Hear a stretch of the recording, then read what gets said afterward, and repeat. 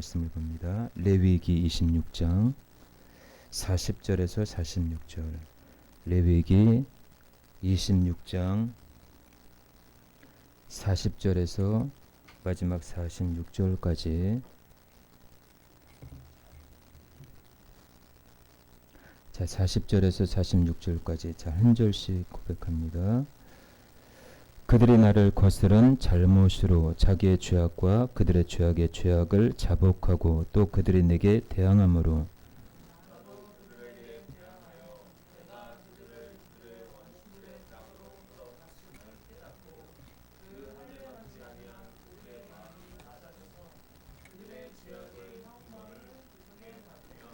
내가 야곱과 맺은 내 언약과 이삭과 맺은 내 언약을 기억하며 아브라함과 맺은 내 언약을 기억하고 그 땅을 기억하리라.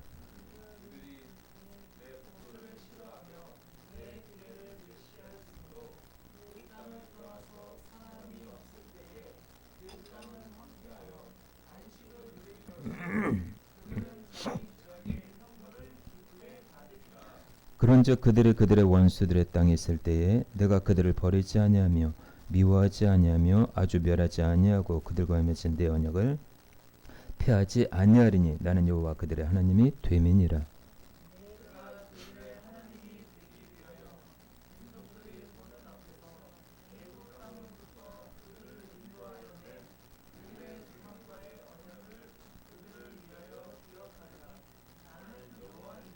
합독합니다.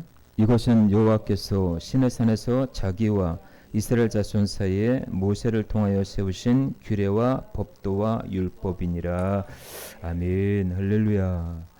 자, 우리 따라서 할까요? 회개를 통한 언약 재확인. 자, 이 같은 제목으로 같이 하늘을 나누도록 하겠습니다. 여러분, 우리의 마음에 진정한 회개가 일어나서 회개가 합당한 열매를 맺고 하나님이 인정하시는 저와 여러분들이 될 수 있기를 주의 이름으로 축원합니다. 자, 탈무드에 보면은 이런 이야기가 있습니다. 어느 날 한 학생이 랍비에게 이런 질문을 합니다. 선생님, 잘못한 것은 회개하는 것이 옳다고 배웠는데 과연 그 잘못을 언제까지 회개해야 됩니까? 회개의 시기를 묻는 이 학생에게 랍비가 얘기를 합니다. 그야 물론 죽기 직전에 해야 하는 것이 좋지. 그래야만 다시 죄를 짓지 않은 상태에서 하나님을 뵐 수 있으니 말이야. 그러자 이 말을 들은 학생이 고개를 갸우뚱거리면서 이렇게 다시 물었습니다. 선생님, 죽기 전에 회개해서 깨끗한 모습으로 하나님 앞에 나가야 된다는 것은 저도 잘 압니다. 하지만 우리가 언제 죽을지 모르지 않습니까? 언제 죽을지 모르는데 어떻게 죽기 바로 직전에 맞춰서 회개할 수 있습니까? 라고 묻자 그때 랍비가 웃으면서 이렇게 대답을 합니다. 그 말에 맞다. 그러기 때문에 회개는 지금 당장 해야 된다. 라고 대답했다고 합니다. 여러분들, 인간이 살고 죽는 것은 하나님의 손에 있습니다. 믿으십니까? 우리가 꼭 기억해야 될 것이 있다면 이 땅에 존재하는 모든 인간은 누구나 다 예외 없이 하나님 앞에 선다라는 것입니다. 하나님의 심판대 앞에 선다라는 것입니다. 하지만 회개하지 않는 사람은 하나님의 보응을 받게 되는 것입니다. 로마서 2장 5절에 이렇게 말씀합니다. 다만 네 고집과 회개하지 아니한 마음을 따라 진노의 날 곧 하나님의 의로우신 심판이 나타나는 그날에 이 말 진노를 내게 쌓는도다. 자, 하나님은 우리가 잘못했을 때 회개의 기회를 주셔요. 그 회개를 놓치면 안 됩니다. 회개의 기회를 놓치면 안 돼요. 회개할 때 하나님이 용서해 주시는 것입니다. 자, 우리는 인생의 마지막 때가 언제인지 모르기 때문에 하루하루 순간순간 우리의 삶을 돌아보면서 하나님 앞에 바로 서는 것이 중요합니다. 여러분, 회개라는 말이 낯설게 느껴지십니까? 무엇보다 우리는 하나님 앞에서 하나님의 뜻을 구해야 될 줄로 믿습니다. 교회를 향한 하나님의 뜻이 무엇인지, 가정을 향한 하나님의 뜻이 무엇인지, 내 자신을 향한 하나님의 뜻이 무엇인지, 자녀를 향한 하나님의 뜻이 무엇인지, 직장과 사업장을 향한 뜻이 무엇인지를 늘 고민하면서 하나님 앞에 기도해야 합니다. 자, 오늘 본문의 말씀은 모세가 시내산에서 하나님의 백성 이스라엘에게 전한 조건 언약, 즉 다시 말해서 하나님의 명령을 낭독하고 선포하는 장면입니다. 자, 이것을 언약이라고 합니다. 언약, 조건 언약. 그 언약이라는 말은 뭐냐? 너희가 내 말씀에 순종하면 나는 너의 하나님이 될 것이고 너희는 나의 백성이 될 것이다. 이게 언약이에요. 자, 언약의 핵심은 뭐냐면 하나님의 명령에 순종하면 하나님의 백성이 된다는 거예요. 그리고 하나님은 그들의 하나님이 된다는 것입니다. 하나님과 맺는 이 언약은요, 말과 행위를 넘어서서 일상의 삶까지 확장된다는 거예요. 그래서 언약에 있어서 이스라엘 백성들에게 있어서 순종은 굉장히 중요한 거예요. 하나님과 하나님의 백성과의 언약은 하나님의 말씀에 순종하면 복이 되지만 불순종하면 저주가 임한다라는 엄중한 언약이 바로 하나님의 성경 말씀에 적혀 있다는 것입니다. 그래서 오늘 본문의 26장은 레위기가 거의 마무리되는 단계예요. 다시 한번 회개와 순종을 강조하고 있습니다.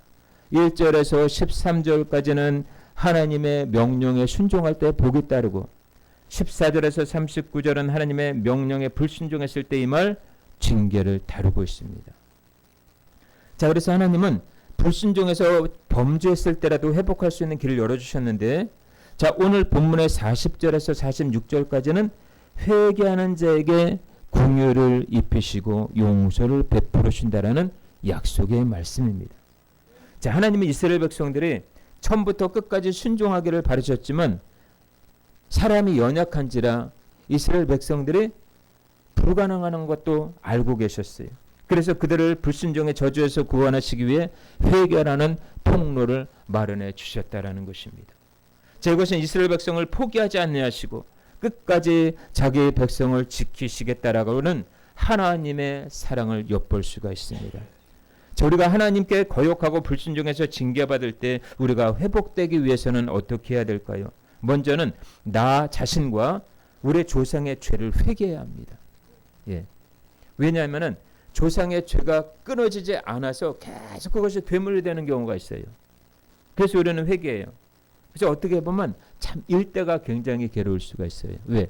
나는 그래도 구원받았어도 계속 우리의 조상의 죄가 계속 있기 때문에 이것을 끊어야 된다는 것을, 이것을 가게의 저주라고 얘기합니다. 예.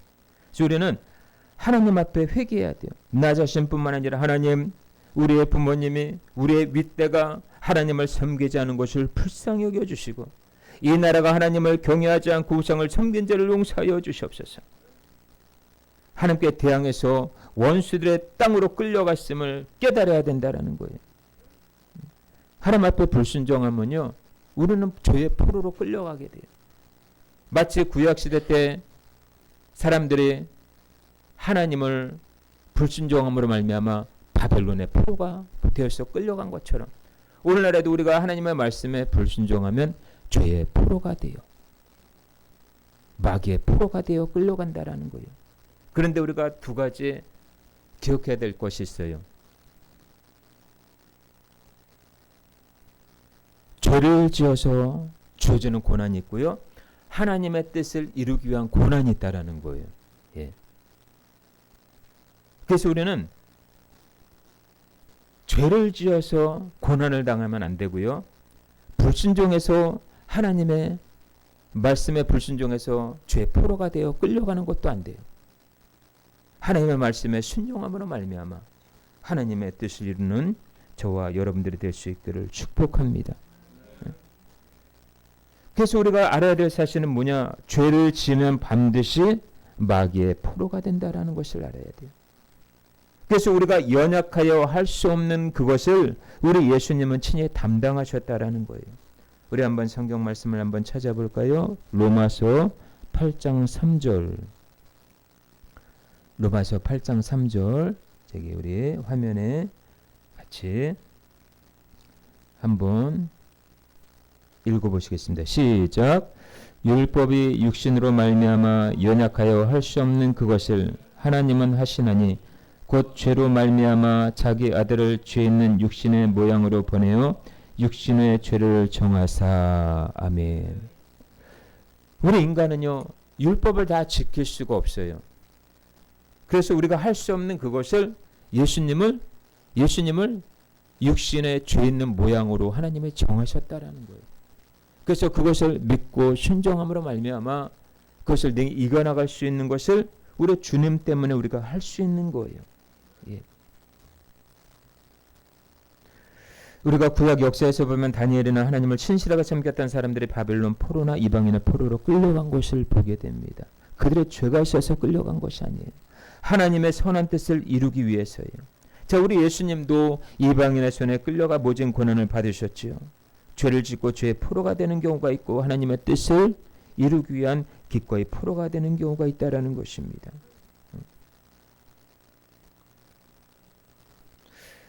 여러분, 하나님 없이 사는 삶 자체가 바로 죄가 되는 것입니다. 자기 중심적인 삶을 통해서 말과 행실이 하나님의 영광이 되지 않기 때문에 그 자체가 죄인된 삶이 되는 거예요. 그러나 하나님은 죄를 범한 사람의 죄를 뉘우치고 회개하면 용서하시고 회복시키신다라고 말씀하고 있습니다. 죄라는 것은 하나님 없이 살아가는 삶을 말합니다. 모든 것이 자기 중심대로의 삶입니다. 그러다 보니까 마음에 기쁨이 없고 감사가 없고 평안이 없는 거예요. 모든 것이 자기 중심의 삶입니다.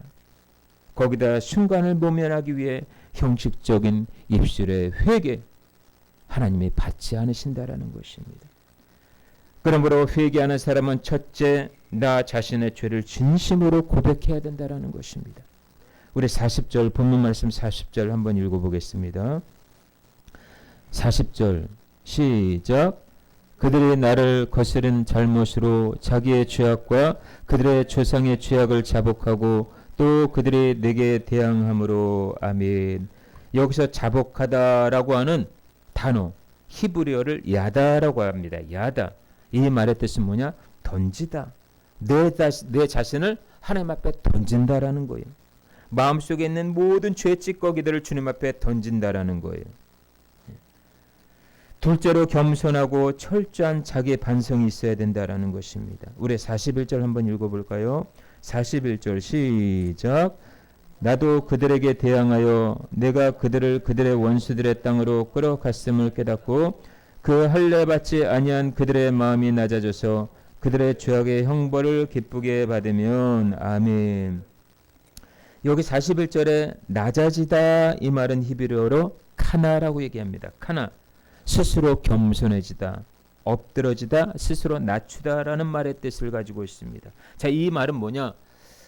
포피를 베어버리듯이 죄악으로 가득한 강팍한 마음을 스스로 베어버림으로 스스로 겸손해지는 것을 말합니다. 그래서 회개하는 사람은 철저히 자신을 낮추어야 해요. 자, 세 번째로는 하나님의 징계를 기쁘게 받아야 된다는 것입니다. 자, 41절에 보니까 죄악의 형벌을 기쁘게 받으면이라고 되어 있어요. 자, 징계의 목적이 뭡니까? 자기 백성을 향한 하나님의 사랑에서 시작된다라는 거예요. 이것을 할 때, 하나님의 사랑을 할 때 징계도 기쁘게 받을 수가 있어요. 자, 히브리서 12장 6절은 이렇게 얘기합니다. 주께서 사랑하시는 자를 징계하시고 그가 받아들이시는 아들마다 채찍질하심이라. 아멘. 자, 우리가 역대상, 역대하, 역대기서를 통해 알 수 있듯이 이스라엘 백성들의 죄를 짓고 하나님께 불순종했을 때 BC 722년 아수르에 의해서 북이스라엘의 멸망을 당하죠. 그리고 BC 586년에 바벨론에 의해서 남유다가 멸망당한 것을 우리가 성경 역사를 통해 알 수 있습니다. 자, 그래서 예수님께서 이 땅에 재림하시는 날, 그 날이 뭐냐? 여호와의 날이라고 일컫고 있습니다. 자, 여호와의 크고 두려운 날이라고 요엘 2장 31절은 말씀하고 있어요. 예수님께서 이 땅에 재림하시는 그날에 여호와의 크고 두려운 날이 될 거라는 거예요. 자, 그래서 하나님은 이 세상에서 최후의 심판을 행하실 것입니다. 이 최후의 심판에는 분명히 알곡과 가라지가 분명히 갈라질 것이고, 믿음을 지킨 신실한 성도는 영원한 생명이 주어지는 구원에 임하는 소망이 될 것이고, 믿음이 없거나 그냥 종교 생활한 성도나 그리고 아예 예수 믿지 않는 불신자들에게는 영원한 죽음이 기다리고 있다는 것입니다. 이것이 저주의 날이라는 거예요. 그러므로 예수님을 믿을 때 성령을 받아야 합니다. 할렐루야. 성령을 받고 거듭내야 될 줄로 믿습니다. 하나님께서 모세를 통해 언약을 선포했지요. 그리심산에서는 축복을 선포했고 에발산에서는 저주를 선포했습니다. 따라서 이 세상을 창조하신 하나님께서는 마지막 날의 심판주로서 이 땅을 심판하실 뿐만 아니라 자기 백성들을 새 하늘과 새 땅으로 인도하실 것이라는 것입니다. 자, 하나님은 하나님의 백성들의 말씀과는 달리 잘못된 길로 갈 때는 하나님은 사람을 통해 환경을 통해 징계하신다라는 사실을 기억하셔야 돼요. 그리고 나라가 잘못된 방향으로 나아갈 때는 하나님이 주변 국가들을 사용하셔서 징계하십니다. 또한 주변 국가들이 아무리 강하고 약속 국가라도 하나님을 신실히 믿는 국가는 하나님이 보호하신다라는 거예요. 여러분, 우리나라가 전 세계적으로 이렇게 강한 나라도 아니고 땅이 넓은 나라도 아니에요. 그런데 전 세계적으로 복음을 증거한 선교국가 두 번째예요. 이거 하나님이 하신 일이에요. 적은 땅덩어리, 그럼에도 불구하고 잘 사는 나라 아닙니까? 반쪽으로 갈라진 나라는 우리나라밖에 없어요. 그럼에도 불구하고 이 나라를 통해서 하나님은 열방에 복을 주기를 원한다라는 거예요. 마치 아브라함에게 너는 복의 근원이 될 것이다. 네가 가는 곳마다 모든 사람들이 복을 받을 것이다. 마찬가지 우리나라를 통해서 열방이 복을 받게 된다라는 그 사실. 하나님은 그렇게 하신다라는 것입니다. 아무리 약해도요. 여러분, 우리가 성경 역사를 통해 보았듯이 고레스 왕을 들어서 포로된 이스라엘을 구원하지 않았습니까? 하나님이 하신 일이에요. 그러므로 회개하는 사람은 하나님이 용서하십니다. 언제 얼마든지. 죄가 크고 많고가 중요한 것이 아니에요. 어떠한 죄라도 하나님 앞에 회개하면 하나님이 용서하시겠다라는 것입니다. 사람의 눈으로 봤을 땐, 하나님의 기준으로 봤을 때는 죄가 크고 작고의 차이가 있지, 하나님의 눈에 봤을 때는 그거 크고 작고의 차이가 없다라는 거예요. 회개만 하면 용서하시겠다라는 거예요. 이것은 분명한 하나님의 약속이고 구원에 이르는데 너무나 중요한 내용입니다. 그러나 하나님의 말씀하시는 회개와 우리가 생각하고 행하는 회개는 다르다라는 거예요. 하나님의 말씀하시는 회개는 하나님께 모든 죄를 통회하는 고백과 삶에서 완전히 돌이키는 거예요. 그리고 우리가 생각하는 회개는 뭐예요? 단순한 입술의 고백에 머무르지 않았다라는 것입니다. 값싼 회개, 값싼 은혜라는 말이 여기서 나온 거예요. 회개했다고는 말하지만 온전히 돌이키질 않아요. 이전과 다름없는 모습이라면 하나님 편에서는 그것이 인정될 만한 회개가 아니라는 거예요. 하나님이 인정하시는 회개는 진정성이 있어야 되고 철저히 결국 삶의 변화로 나타나야 될 줄로 믿습니다. 그래서 회개의 기준은 뭐냐?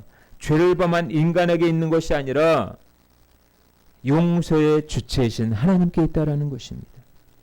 우리는 우리 각자 자신의 회개를 돌이켜보고 하나님이 기뻐하실 진정한 회개의 자리로 나아갈 수 있기를 주의 이름으로 축원합니다.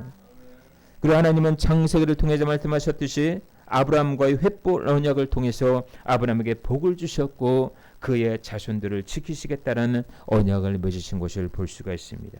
또 이삭에게 복을 주시고 아브라함과 맺은 언약을 확인시켰을 뿐만 아니라 그대로도 복을 주시겠다라고 약속하고 있습니다. 야곱이 바다나람에서 돌아왔을 때 그의 이름을 이스라엘로 바꿔주셨지요. 자손들에게 베푸실 약속 또한 우리가 성경을 통해서 알 수 있습니다. 자, 아브라함과 이삭과 야곱이 하나님의 복을 받을 때, 그 약속을 받았을 때 공통적으로 발견할 수 있는 것이 뭐냐? 바로 순종이라는 거예요. 하나님이 이스라엘 자손이 죄 허물을 깨닫고 그리고 불순종에서 돌이켜 순종으로 나아갈 때 하나님의 약속을 그들을 통해서 이루신 것을 볼 수가 있습니다. 이것은 오늘날 예수 믿는 우리들에게도 동일하게 나타나고 있는 것을 볼 수가 있습니다. 하나님의 이스라엘의 조상과 맺은 언약을 기억하고 계셔요. 예수 그리스도를 통하여 우리에게 주어진 그 사실, 예수 그리스도를 통해서 맺은 그 언약을 통해서 지금도 우리를 용서하시고 우리를 통해서 하나님의 성령은 지금 우리를 통해서 놀라운 역사를 이루어 가시는 거예요. 그 이유가 뭡니까? 예수님과 우리와의 맺은 언약 때문에 그런 거예요.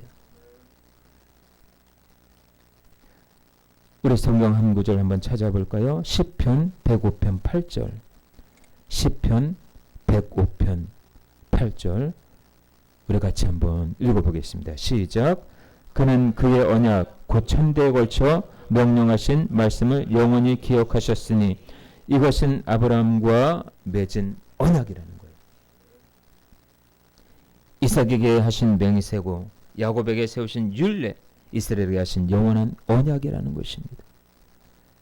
사랑하는 성도 여러분, 하나님께서 이 세상을 살아가는 저와 여러분들에게 요구하시는 것이 있습니다. 그것이 무엇일까요? 순종이라는 거예요. 순종. 교회에서의 순종, 가정에서의 순종, 직장에서의 순종. 자, 그렇다면 내가 교회에서 무엇을 순종할까요? 먼저는 하나님을 예배하는 예배자로서의 순종을 보여야 된다는 거예요. 그리고 하나님의 친히 세운 주의 종에게 순종하는 거예요. 가정에서는 자녀가 부모에게 순종하고 직장에서는 직장 상사에게 순종하는 거예요. 이것이 하나님의 질서 체계라는 것입니다. 이 질서가 무너질 때 공동체는 혼란을 겪게 돼요. 분란이 생기게 됩니다. 그래서 교회라는 공동체 안에서 서로 순종할 수 있기를 축복합니다. 가정이라는 공동체 안에서 순종하시길 축복합니다. 직장이라는 공동체 안에서 순종할 수 있기를 축복합니다. 이것을 하나님이 기쁘게 보신다라는 것입니다. 하나님 우리에게 복 주시기를 기뻐하시는 분이셔요. 그러나 그 복은 순종하는 자에게 주어집니다. 하나님 우리에게 순종을 요구하시는 첫 번째 이유가 뭐냐? 하나님이 우리 인간을 창조하셨기 때문에. 하나님 우리를 분명히 지으셨고 우리보다 우리 자신을 더 잘 아시기 때문에 우리의 안고 일어섬을 아시고 우리의 필요한 것을 아시고 우리의 생각을 통촉하시고 우리의 가야 될 방향을 아시고 우리의 살아가는 그 이유와 목적을 분명히 아시기에 하나님은 우리에게 순종하시라는 거예요. 내가 순종하면 내가 너에게 모든 것을 주겠다라는 거예요. 근데 참 이게 순종이 생각보다 쉽지가 않아요. 왜요? 순종은 반드시 희생이 따르게 되어 있기 때문에. 희생이 따르지 않는 순종은 있을 수가 없어요. 우리 예수님께서도 십자가에 순종하셨잖아요. 그렇다면 우리도 하나님 앞에 순종해야 합니다. 결단해야 돼요. 내가 가지고 있는 건 내게 아니에요. 이 생명조차도 내게 아니라는 거예요. 누구 거예요? 하나님의 것이라는 거예요. 여러분, 하나님은 미쁘신 분이십니다. 할렐루야. 이 미쁘다는 말은 의심할 수 없이 신뢰할 만하다, 믿음성이 있다라는 말이에요. 우리 하나님은 우리가 믿는 믿음의 대상이자 사랑의 대상입니다. 우리가 끝까지 믿고 섬겨야 할 대상이 바로 우리 하나님 아버지시라는 거예요. 그래서 순종은 하나님을 신뢰할 때만 가능한 거예요. 하나님을 신뢰하지 못하면 순종할 수가 없어요. 하나님을 신뢰하지 못하면 순종할 수가 없습니다. 그래서 아브라함은 하나님을 신뢰했기에 하나님께 100% 이삭을 드릴 수 있었다라는 것입니다. 하나님은 우리가 순종함으로 하나님을 향한 신뢰를 표현하기 원하셔요. 순종만이 하나님을 믿고 있고 하나님을 경외한다라는 증명이 된다라는 것입니다. 여러분, 아브라함에게 있어서 생명과도 같은 독자 이삭을 드렸다라는 것은요, 삶의 일부분 드린 것이 아니라 전부 드렸다라는 거예요. 왜? 그가 하나님을 신뢰했기 때문에, 하나님이 어떤 분이신가를 알고 있었기 때문에 기꺼이 100세 낳은 그 독자 이삭을 드릴 수 있었다라는 거예요. 하나님을 향한 신뢰가 없으면요, 정말 하나님 앞에 드리길 수가 없어요. 무엇이든지 드릴 수가 없어요. 아브라함은 하나님 앞에 이삭을 드릴 때 드리기 전에 그런 마음이 있었어요. 죽음 가운데서도 살려있을 것을 그가 믿었음에 반드시 내 아들 이삭을 죽이지 않으실 거야. 하나님은 분명히 어떤 뜻이 있을 거야 라고 하는 그런 담대한 믿음이 있었기 때문에 하나님 앞에 희생할 수 있었고 드릴 수 있었다라는 것입니다. 우리도 이와 같은 믿음이 있기를 축복합니다. 여러분에게 묻겠습니다. 여러분에게 있어서 가장 소중한 것이 무엇입니까? 물질입니까? 아니면 자녀입니까? 아니면 여러분들의 남은 생애입니까? 아니면 직장입니까?